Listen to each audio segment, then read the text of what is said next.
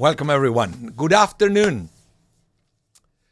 This is Rabbi Anibal, your host for this edition of Torah L'Chaim, Parshat Mishpatim 5783.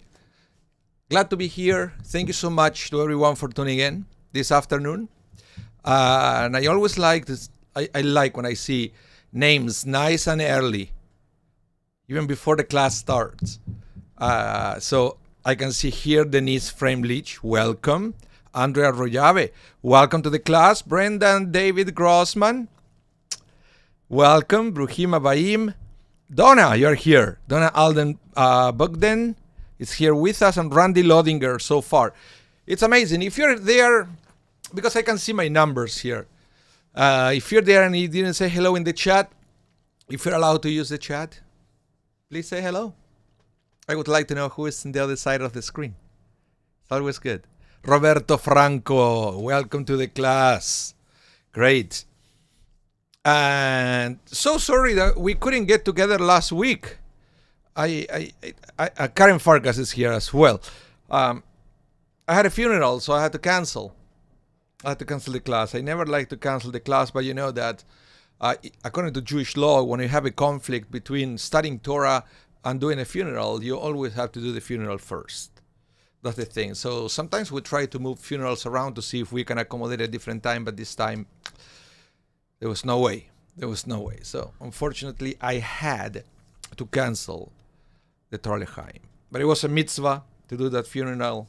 It was a great man, and I was happy that I was able to be there with the family. Amparo Goldman is here. Welcome to the class. So, because I didn't teach last week, and last week was Parsha Yitro, it was the Ten Commandments. I always like to talk, when we read the Ten Commandments in the Torah, I always like to talk about revelation and the concept of revelation in Judaism. This is something very important. Very, very important. So I prepare a few texts today about God's revelation, but as we are going to see, this starts way before the revelation of the Torah on Sinai. That is not the first time God revealed to humanity. It comes from way, way, way before that.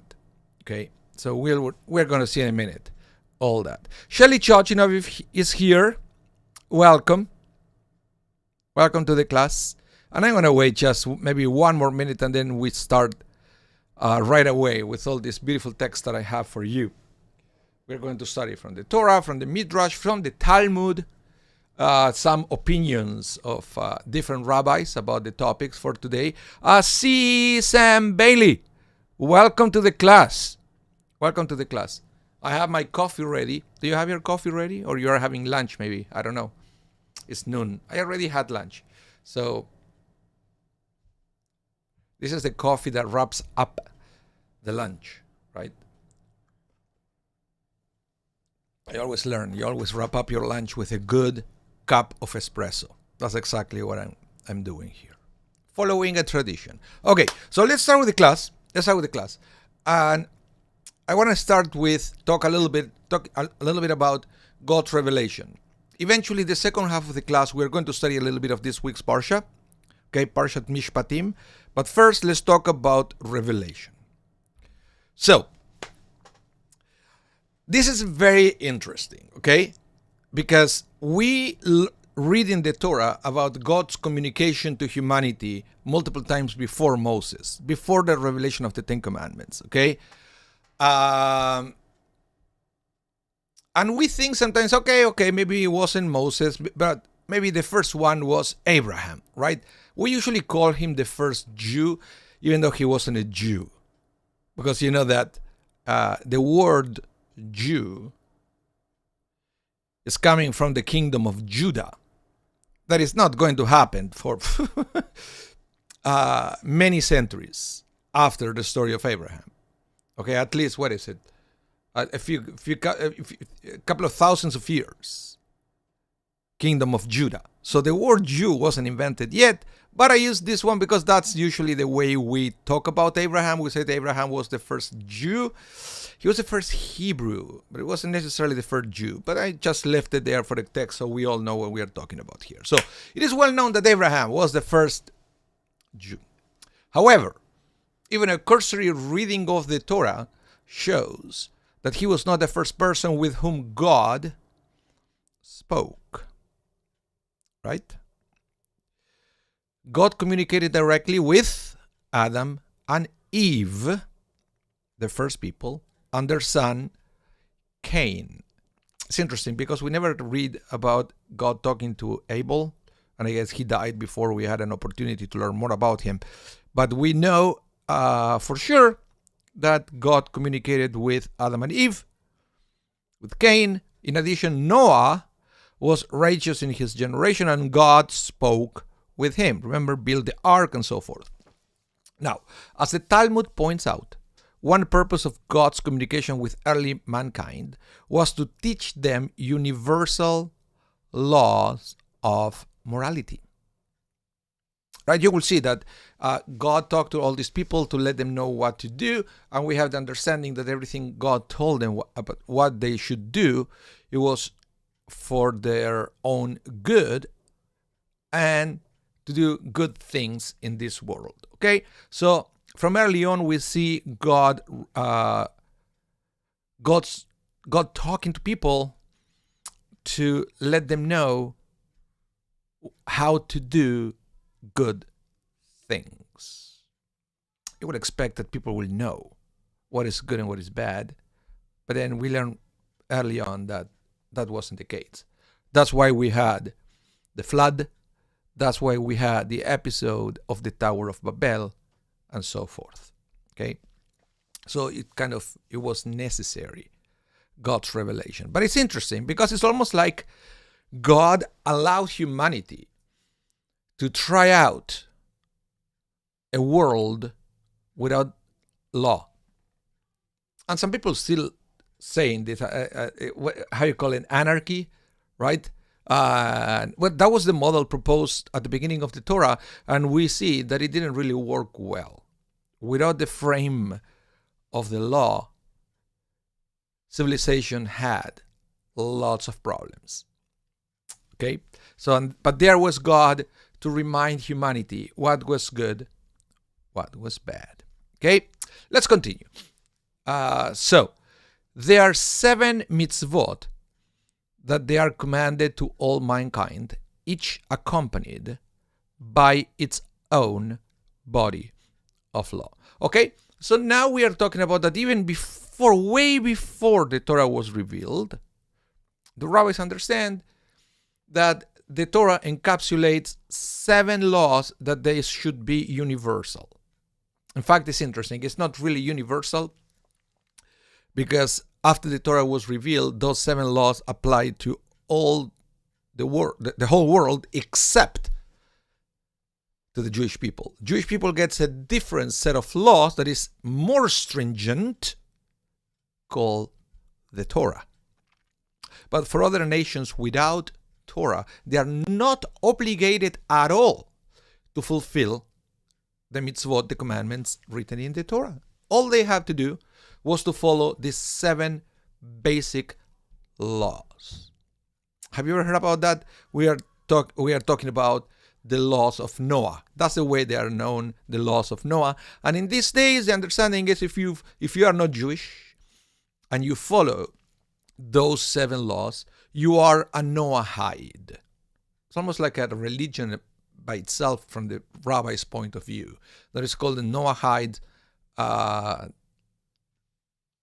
And it's fascinating to study, but that's not the way we do it today. Carolyn Louise Smith from Tampa, Florida, welcome to the class. Chile is so cold. Okay, cup of coffee, always good. Always good. Okay, so let's talk quickly about the laws of Noah as described by the Talmud in Masechet Sanhedrin. And this is the first organized and purposeful revelation to humanity. And it's like this. A rabbis taught 7 precepts were commanded to the descendants of Noah. And these are to establish a system of civil laws and to refrain from blasphemy, idolatry, adultery, bloodshed, robbery, and eating flesh cut from a living animals. Okay, very basic. Very basic. And I will say that the most important thing about this is, number one, have a system of law, right? And we know that different countries, they are slightly different one from another, but that's okay. It's that if you get together with a bunch of people and you create a system of law to regulate your society, check. First law of Noah, you're a Noahide according to that. And then the rest is the thing that you should not do. Okay, so you have 1 positive commandment, 6 negative commandments. The 6 negative commandments you have to do is, you have to refrain from blasphemy, idolatry, so in other words, you have to believe in one God. How do you believe in one God? How do you worship that one God, etc.? Those are details. If you believe in one God and you develop some sort of worship ritual for that one God, check, you are a Noahide, and then you have to avoid blasphemy to that one God, right? So then adultery, okay, bloodshed, do not kill. You should not kill. Robbery, okay, and eating flesh from a cut from a living animal. So what it means is, if you want to eat meat, you're totally allowed. You can eat from any animal you want, even pork or anything that is forbidden to Jews. But for Noahide, you can eat everything you want, with one condition: you have to kill the animal first. That's the only condition. For Jews, it goes even more than that. That you know that it's just, we can't eat any animal we want. It has to be a specific animal, and then on top of that, it has to be slaughtered in a special way, and then we have to drain the animal for all blood. Okay, but from the Noahide, is way easier. It's way easier to become a Noahide. So why is this so important? Because this is, according to the rabbis, a revelation before the revelation that we read last week in Parshat Yitro, when God revealed the 10 Commandments and so forth. Okay, this is a previous revelation that it affects the entire world. Any questions? Any questions? Please use the chat and I will do my best to answer. Okay? Now, the other thing is, and this is even more interesting, because here we are going to the Midrash, and we are going to understand that the rabbis believe that humanity had people that they were, how can I say, they were experts on the understanding of God and God's will in a way that went before the way further than the laws of Noah. Okay, let me explain how this worked. The Midrash says, Midrash Rabbah, when the nations of the world sought to depart from the ways of God, He, God, arranged that 2 of their great ancestors, Shem and Ever, should rise and chastise them.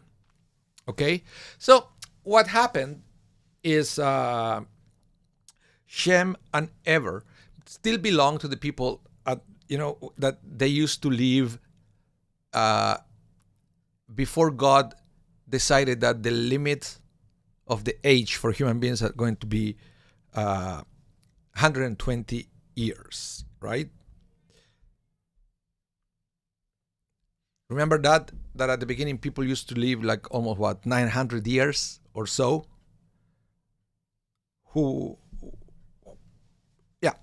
Okay, so these were descendants of Noah, and when they were born, they were still under the category of people who live almost 900 years. Noah himself belonged to that category. Now, this is interesting. This is very interesting, because if you calculate how many years were between Noah and Abraham, right? Then what you discover is that there was an overlap between Noah and Abraham. Because when Noah was very old, he was about to die, Abraham was an adult.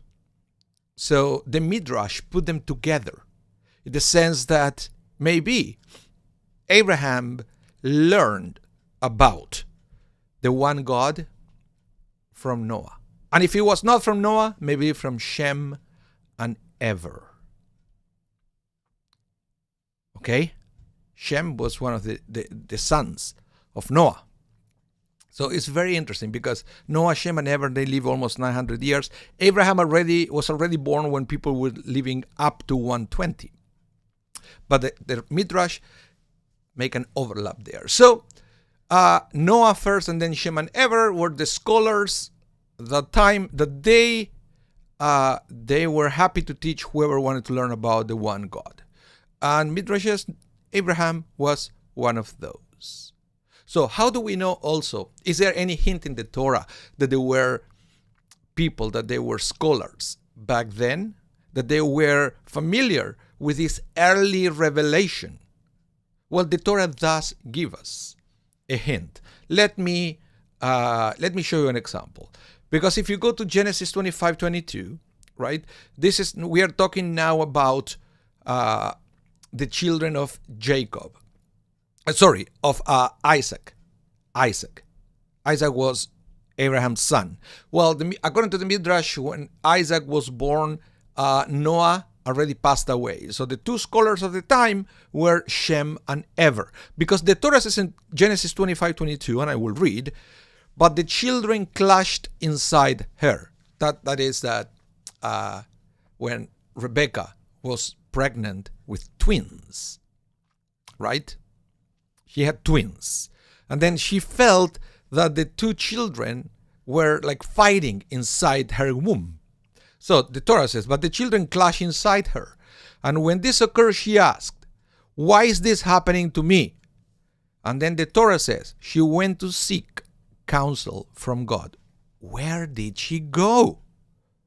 Who would be able back then to give her counsel from God? Right? So we have a hint in the Torah that there were people that they already knew God and understood God's will. That's why the Midrash builds the whole history around Shem and Ever. So Rashi says, clashed. What does it mean clashed? When she will pass the entrance of the Torah Academy of Shem and Ever, Jacob will wriggle around desiring to rush to come out. When she will pass the entrance of idol worship establishment, Esau will squirm to come out. Okay? She went to seek. Where did she go? She went to the Academy of Shem. Okay? And Rashi is the one connecting the dots here. Okay, we have questions in the chat.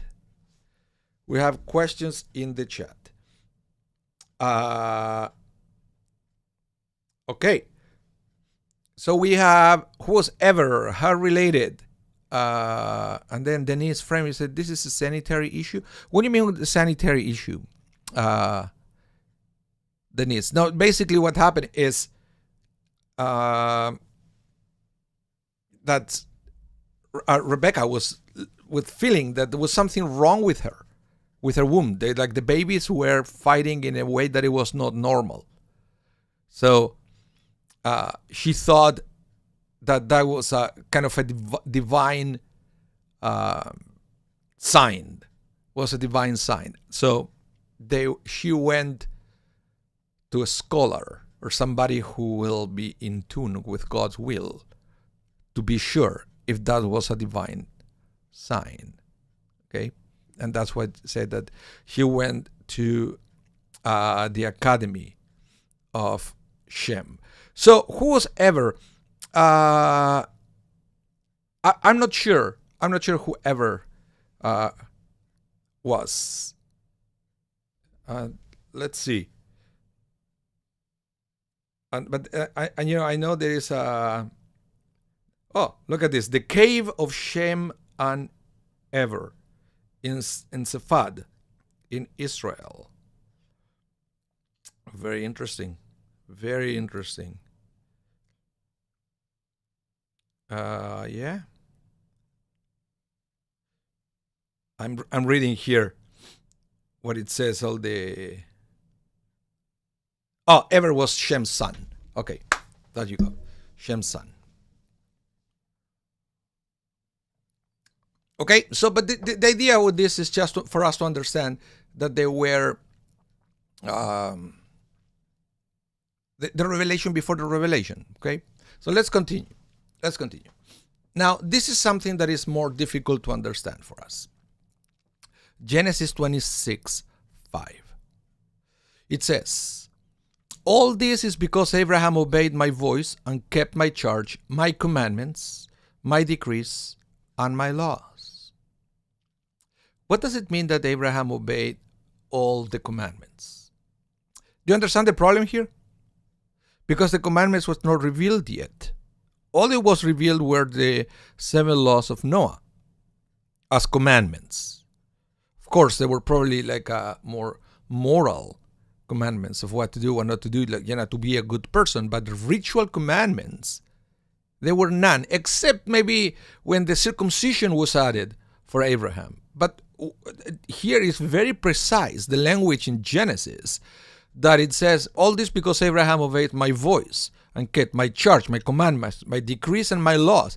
Categories that eventually the rabbis will connect to all different types of mitzvot, ritual mitzvot. That's why this week's parsha is called Mishpatim, commandments. That's one of the words that is used back in the book of Genesis. So if we are studying this week about the Mishpatim, that they were revealed this week, how is it possible that Abraham was able to observe the Mishpatim back then? Let's see what the Talmud says about this. Okay, we see that our forefather Abraham fulfilled all the mitzvot of the Torah even before it was given. As the verse states, because Abraham obeyed my voice and kept my charge, my commandments, my decrees, and my laws. So how is it possible? That Abraham fulfilled all the commandments before the commandments were revealed? Think about that for a minute, and I will read another question here. Shelley Chochinov. He was already living a righteous life. That's why Hashem chose him. Yes, but the Torah could have said that just the way the Torah said it for example, Noah. The Torah says about Noah, Noah was a righteous person. He walked with God. And then we understand that Noah wasn't a person who the Torah tried to imply that he fulfilled all the commandments. He was a righteous person. Whatever God will tell him to do, he will do it, right? But for Abraham, we have so many words used to define the way he was fulfilling God's will that is a little weird, because it implies that he fulfilled the commandments that they were not yet revealed. So how is that possible? So in order to understand that, we have to go to another tractate of the Talmud, Tractate Yoma, page 28b, and it says, Rav says, Abraham fulfilled all the mitzvot of the Torah, as it says, because Abraham obeyed my voice and kept my charge, my commandments, my decrees, and my laws. Rabbi Shimi Bar Chia said to Rav, well, you know what? Maybe he observed the 7 Noahide mitzvot, the one that I explained before, only. However, there is the mitzvah of Brit Milah, circumcision as well. Rav replied to him, okay. Maybe he observed the 7 plus that one. Right?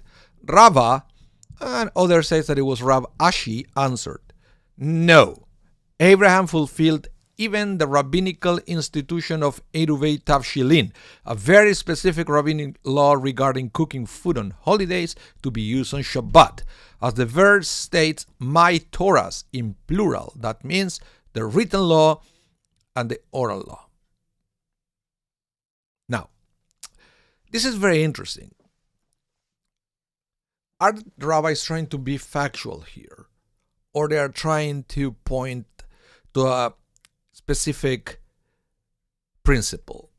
And I believe it's the second thing. The rabbis are trying to teach us a principle here. It says that Abraham was such a holy person, and he was so connected to God, that Abraham understood, without the need of any revelation, of what God expected humanity to do ritualistically.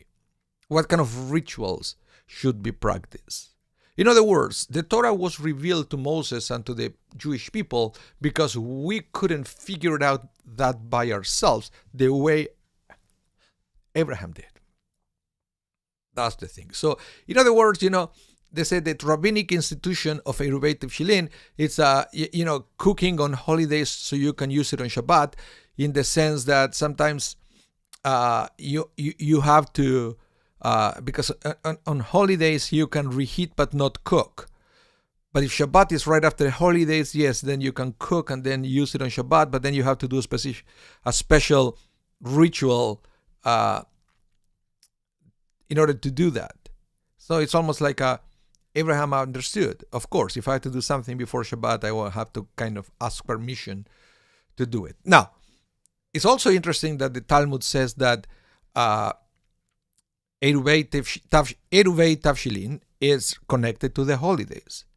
And that is more complicated to understand or to justify, because even if Abraham was able to figure out all the commandments, how would Abraham know that Pesach will be a thing happening at a specific time in the month of Nisan? You understand what I mean? Or that the Torah will be revealed on Shavuot, or Sukkot will be observed a specific time, or Yom Kippur will be a specific date. How would Abraham figure that out? That's another question. And there are Midrashim trying to explain that, saying that Pesach wasn't Pesach because the time of the year for Pesach was also has a very specific energy related to freedom and so forth. So maybe if Abraham knew that truth, or that's cosmic information about the energies of the month on the days of the month, he could have figured out that was a time of freedom, and he kind of observed a special festival at that time. We don't know about that, but that's the whole idea. Welcome, Lee Solomon. Welcome to the class. Okay, so let's continue. Okay, now fast forward to Egypt. Then we have the next stage of the revelation. But the revelation hasn't happened yet. The Torah hasn't been revealed yet.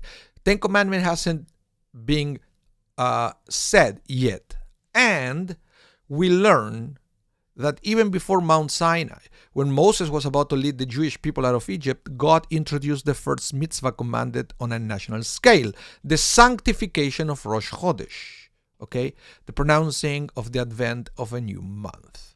So, additionally, mitzvot related to the Pesach, the Passover sacrifice, were also commanded prior to leaving Egypt.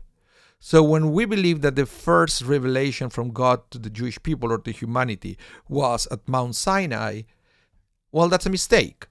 Because as I have showed you, there were many instances with God revealed some kind of the divine will to people way before that. God did it with Adam and Eve. God did it with Noah. God did it with Shem and Ever. God did it with Abraham, Isaac, and Jacob, and even with Moses and the Jewish people before the revelation on Sinai. And that's how they knew what to do for the first Passover Seder, that it was in Egypt. Any questions about this? Because now I would like to move into this week's Parsha and to study a little bit of the Mishpatim, the laws that they are presented to us in this week's Torah portion. Okay, so I'm going to open here, and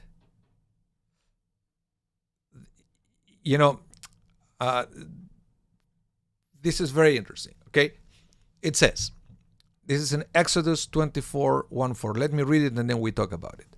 Adonai said to Moses, "Come up to Adonai, you, Aaron, Nadab, Avihu, and the 70 of the leaders of Israel.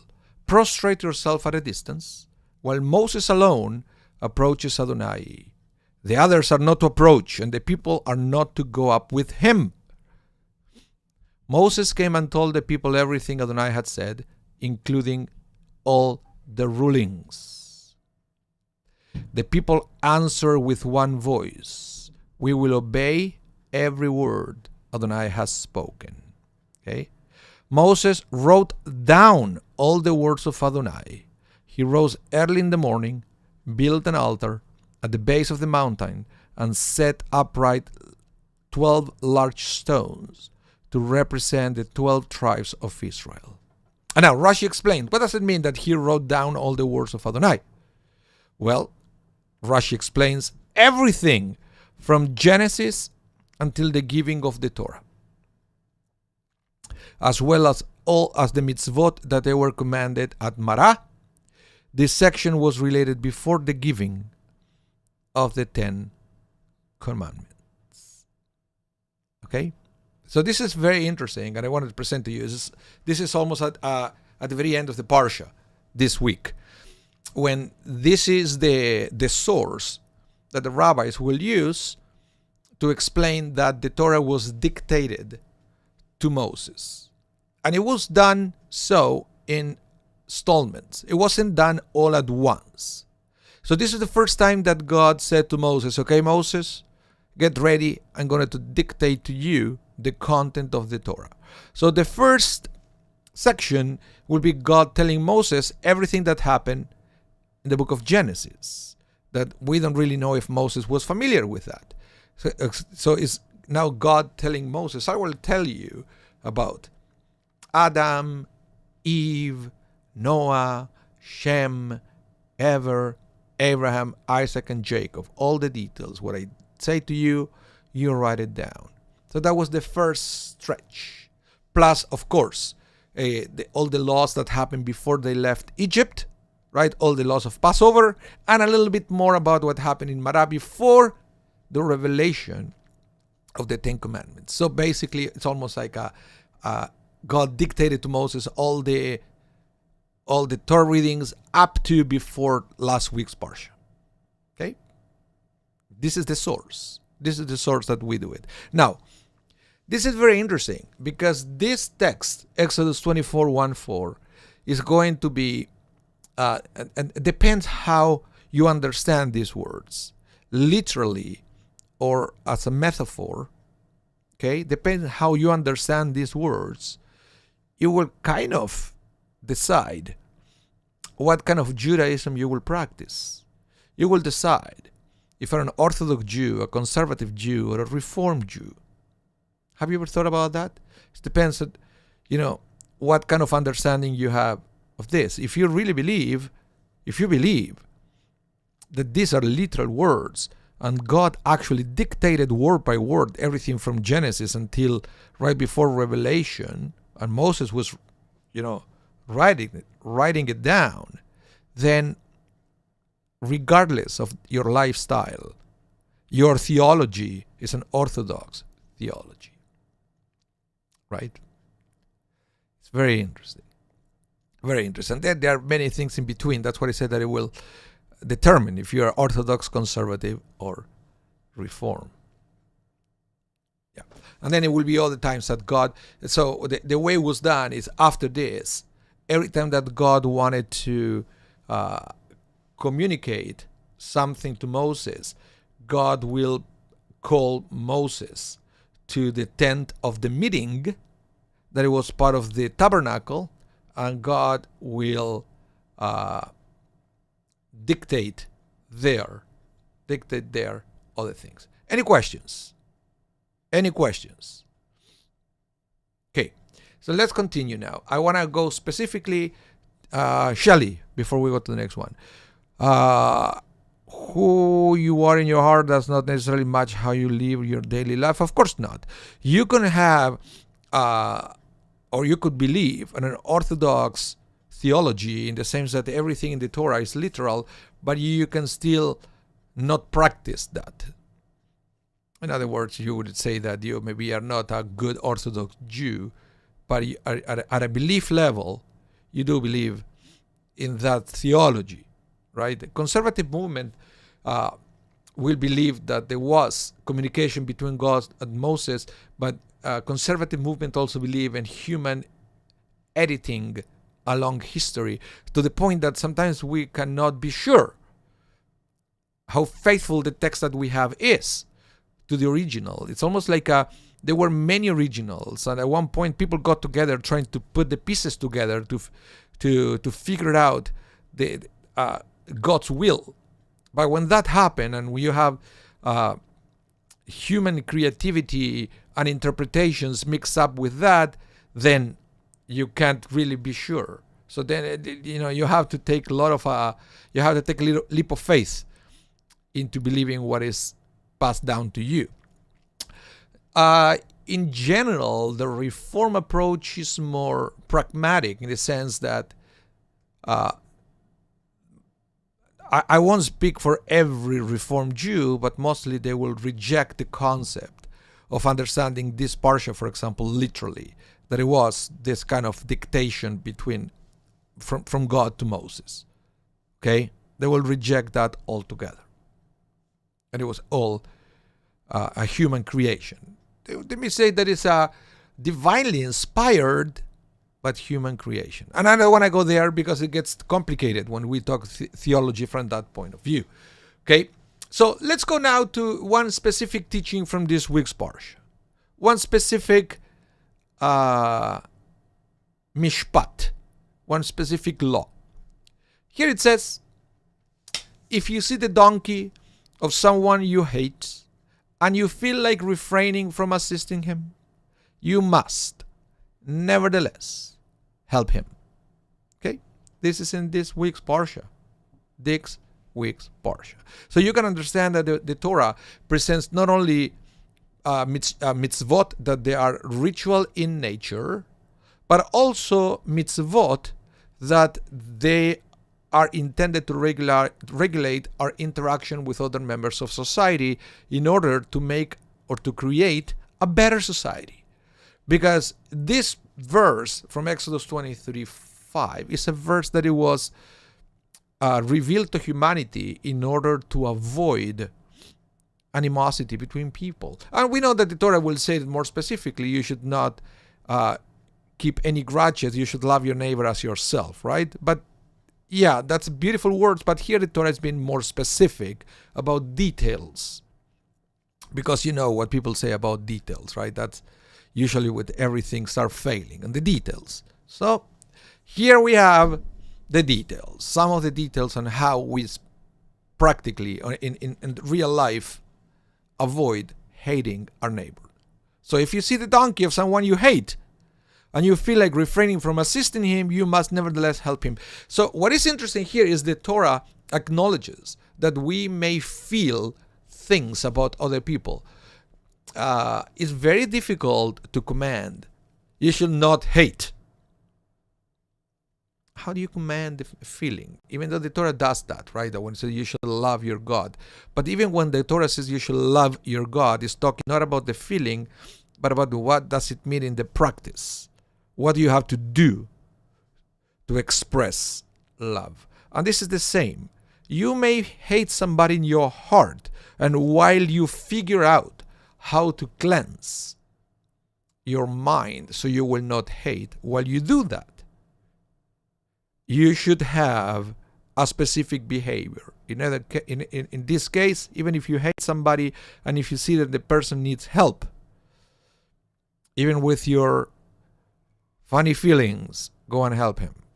Okay? And it's interesting that God understands that this has to be revealed, divinely revealed, because otherwise we wouldn't figure it out. Because remember, the Torah, God reveals things that otherwise we may not figure out. There are other things that they are pretty obvious that the Torah will never reveal. This one seems to be not so obvious, that God has to reveal it. Okay? So, this commentary from the Hiskuni, he says, you are warned not to remain inactive when faced with the animal's distress, even if its owner is your enemy. This interpretation is also hinted at in Rashi's commentary on Deuteronomy 13:9, where he emphasizes that one's enemy is exempt from the commandment to love your fellow man as yourself. Okay? It's interesting. Again, remember I told you about your feelings. But even if you cannot develop feelings as to love your neighbor, nevertheless, you have to be careful with your actions. Okay? With your actions. And in this case, the Hiskuni said, look, you may hate your neighbor, but how is that, what fault does the poor donkey have that you cannot get along with your neighbor?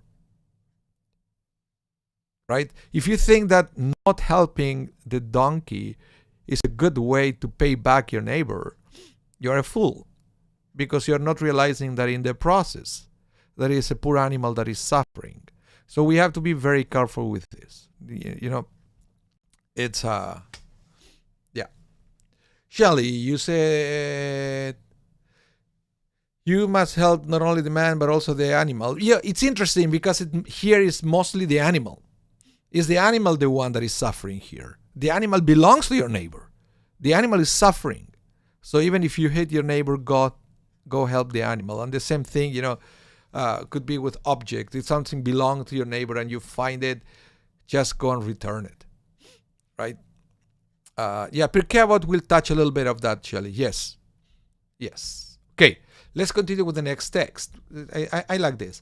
Now, this is a perfect example, or like a specific example of how this works in real life. So let me share with you this story that happened to Rabbi Israel Salanter. Okay? It goes like this. Rabbi Israel Salanter was traveling by train from Salant to Vilna and was sitting in a smoking car holding a lit cigar. Back in the day when smoking was allowed, right? This is like, I think, when did he live? In the 1800s. Now, a young man accosted him by yelling about the putrid odor of the smoke. Other passengers were confused. After all, they were in the smoking car. Despite that, Rabbi Salanter extinguished the cigar and opened the train's window to dissipate the fumes. It was only a few seconds before the young man slammed the windows down while screaming at the elderly sage for opening it.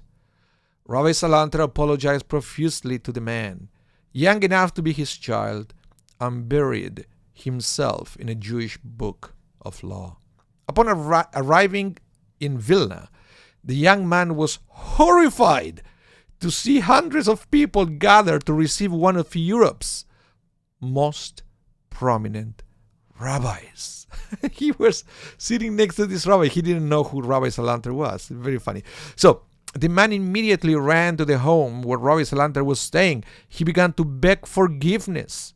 Don't worry, explained Rabbi Israel. A trip can make one edgy. I bear no ill will. Tell me, continued the rabbi, why did you come to Vilna after all? The young man explained that he was looking to become an ordained shochet, a slaughterer, and an approbation from a Vilna rabbi will be universally accepted. Rabbi Salanter smiled. Ha! My own son-in-law, Rabbi Eliar Lazer, can ordain you. He's a rabbi in Vilna. Rest up, and tomorrow you can take the test. The next day, it was apparent that the man needed more than rest, for he failed miserably. However, that did not deter Rabbi Salanter. He encouraged the man to try again. For the next several weeks, Rabbi Israel arranged for tutors and prepared the young man well enough to pass Rev Elijah Lazer's makeup exam, along with the test of a host in other well-known Vilna rabbis. He even arranged for the man to get a job. Before leaving Vilna, the man appeared before Rabbi Israel with tears in his eyes. Tell me, Rebbe, he cried, I was able to understand that you could forgive me for my terrible arrogance on the train. But why did you help me so much? That I can never understand. Rabbi Israel sat him down, held his hand and explained. It's easy to say, I forgive you. But deep down, how does one really know if he still bears a grudge? Way down in my heart, I actually was not sure. The only way to remove a grudge is to take action. One who helps another develops a love for the one he aided. By helping you, I created a true love, which is overwhelmingly more powerful than the words, I forgive you. So this is very interesting because it's a fact. It's a fact that sometimes an action can change the way we think and the way we feel. That's why sometimes, when you feel a little bit down, a little bit depressed, sometimes a friend will tell you, you know what, go for a walk. Or come with me, let's go to the park. Or let's go play games or something. And then at the end of the day, you realize that you don't feel sad anymore. What is that? Because the action changed the way you feel. And sometimes it's the opposite. Because basically the way you feel will affect the way you act and the way you think. Now the way you think can also affect the way you feel, the way you act. Right? And the way you act will affect the other two. Each one of these three elements, feeling, thought, and action, affect each other. So when you're failing in one of the three, you have to do something with the other two to change the first. You understand? So sometimes if you have bad feelings and you feel that you are stuck and you cannot do anything, you can engage in some kind of intellectual activity to help you overcome whatever you are feeling or you're in action. That's because, so this is a perfect example. And that's why the Torah will say, you hate your neighbor, then the donkey is suffering, go help the guy by helping the donkey. Number one, because it's not the donkey's fault, but by doing something for somebody else, you may even change the way you feel for that person. Andrea, you said kind of cognitive behavioral therapy. Okay, if that's the name, I take your word for it. But you see, we love this. Yeah. Okay, you see, we love fancy names in this generation. But back in the times of the Torah, we had that concept. And that's why we have all these commandments, that whenever we feel one way, the Torah will ask us to do specific things in the hope that we change the way we feel. And that is not just to prevent us from hating somebody else, but also to develop love for God and so forth. Okay? So, great to put a name to the concept, cognitive behavioral therapy. That sounds way cooler than whatever we're reading the Talmud or in the Torah. Okay? So, and I have one more thing that I wanted to share with you, and it's this one. This is one of my favorite passages on the Torah because it's also talking about the way we feel and the way we express ourselves. It says, if someone removes the cover from a cistern or digs one and fails to cover it, right? If you dig a hole on the street and you forget to cover it, right? And an ox or a donkey falls in, the owner of the cistern must make good the loss by compensating the animal's owner, but the dead animal will be his. Okay, so in other words, you have to be very careful. It's talking about the bore. A bore is a hole or a cistern, right? When you dig a hole, if you create an accident by the hole you dug in this public property or places where people pass by, then you are responsible. You are responsible for any accident happening under your watch. Okay, you understand this? Very important. Very important. And I could leave it there and you will say, yeah, the Torah is great. So smart. Of course it's like that. If it's your fault, because you should be more careful to cover it so people won't suffer from your action. Right? Now, but what is interesting is this verse has two different teachings, at least two different teachings. Number one, like this, you see the Talmud says, we learn in the Baraita, a person should not throw stones from his property into public grounds. It happened that a person was throwing stones from his property into the public domain. A pious man passed by and said to him, foolish one, why are you throwing stones from property that does not belong to you? into ground that does belong to you. The man laughed at him. As time went by, you understand, he was throwing stones from his house to the street. And then the pious man, this person said, "What are you throwing stones from a place that does not belong to you, that is your house?" And you say, "What do you mean the house doesn't belong to me? Of course the house belongs to me, right?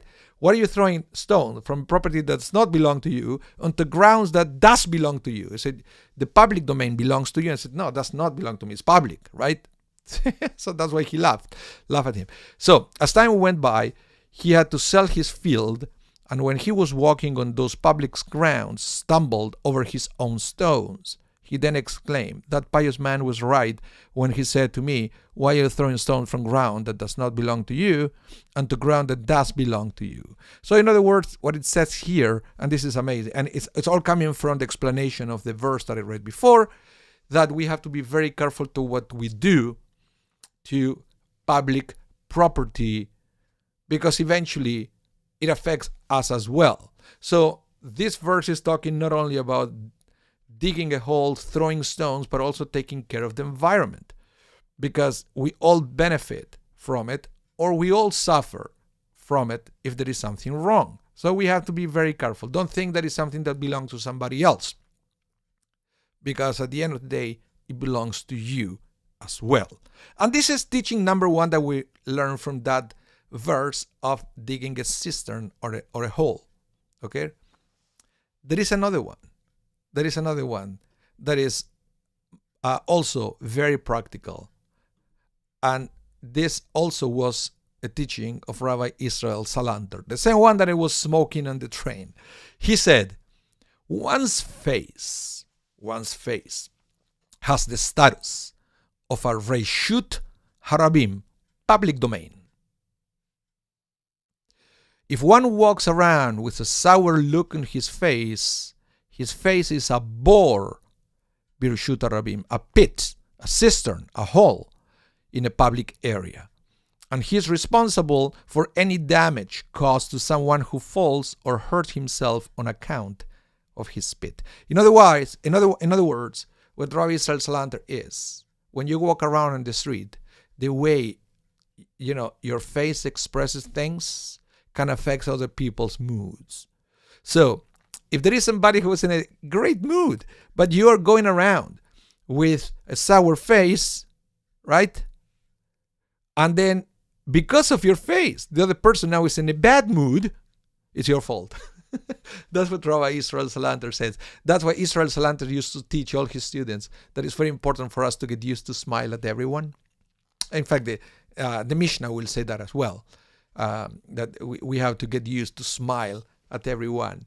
Because if you're going around with a sour face, and then because of your face, people's mood changed to the worse, it's your responsibility. Your face is in public domain, and it's like a bore. It's like a pit, an open cistern. And you have to be careful that nobody get hurt because of that. Okay? So, that's what I had to teach for you. 1:01 p.m. Almost. I'm 1 minute late. Sorry for that. So, thank you so much, everyone, for tuning in today. And remember, this class is going to be rebroadcasted tonight at 8 p.m. Okay? If you haven't subscribed to our channels, please subscribe to our channel. Hit that subscribe button. Then if you're on YouTube, after you subscribe, you have to hit the bell so you will be notified every time we go live or every time we upload something to our channels. Give us the thumbs up, leave a comment, share this class with somebody else if you want. And until we see each other again, please have a wonderful time, stay safe, and hope to see you soon. Bye, everyone.